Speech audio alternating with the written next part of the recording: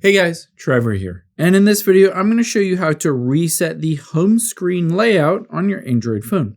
It's pretty quick and easy, so let's jump right in.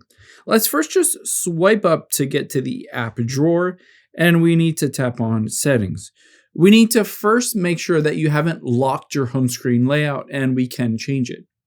To find that out, let's scroll down from here and tap on home screen.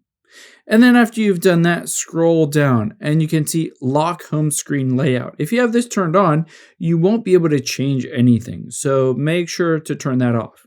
After you have turned that off, we need to find out what the launcher is on your Android phone. I have a Samsung Galaxy, but you might have a Google Pixel or anything else.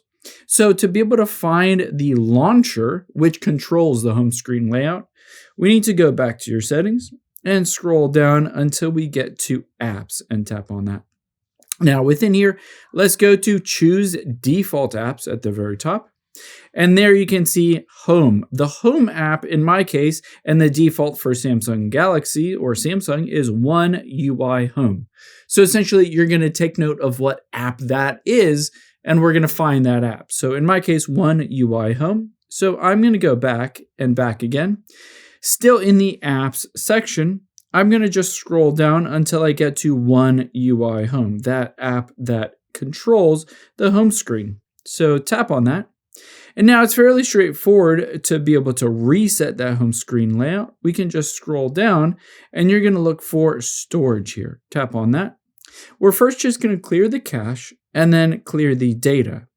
After we've done that, let's head back here, and then we're going to choose to force stop that, and then hit OK. So I've essentially reset the home screen app, and after I've done that, I can hop out of here, and you can see everything is just back to the factory default, as if I just got this Samsung phone.